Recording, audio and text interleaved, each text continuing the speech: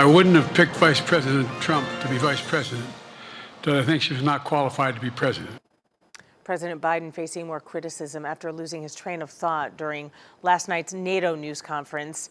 And while President Biden's fitness for office is under scrutiny, some voters say Donald Trump was incoherent and rambling during his recent rally in Doral earlier this week. NBC2 chief political correspondent Dave Elias was there as part of our Commitment 2024 coverage. Did you ever hear of Hannibal Lecter? He was a lovely man.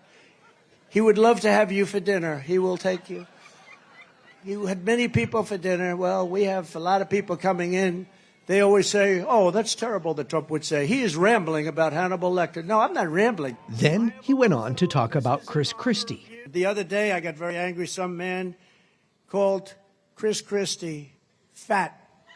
And I said, sir, and then he said he was a pig. I said, sir, Chris Christie is not a fat pig. Please remember that. He is not a fat pig. Please take it back. And the guy's looking at me like, really? No, we have to defend people. You can't call people fat. So I said about 9 times, he is not a fat pig.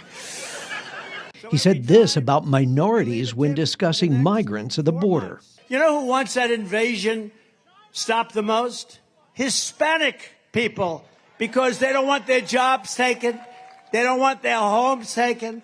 And you know who it affects the most is black people, because these people are coming in and taking jobs. And he made these comments about the economy in front of thousands of supporters, including Congressman Byron Donalds. I don't even order bacon anymore. You know, bacon's gone up like 5. I said, it's too expensive. I don't want it. I don't want it. No, it's gone up many times, right? Byron likes bacon. Bacon, I think maybe, how many stand up, Byron? Byron, how good is Byron? They say it's gone up 4 times since 4 times. So we don't eat bacon anymore, right? No more. His comments on NATO?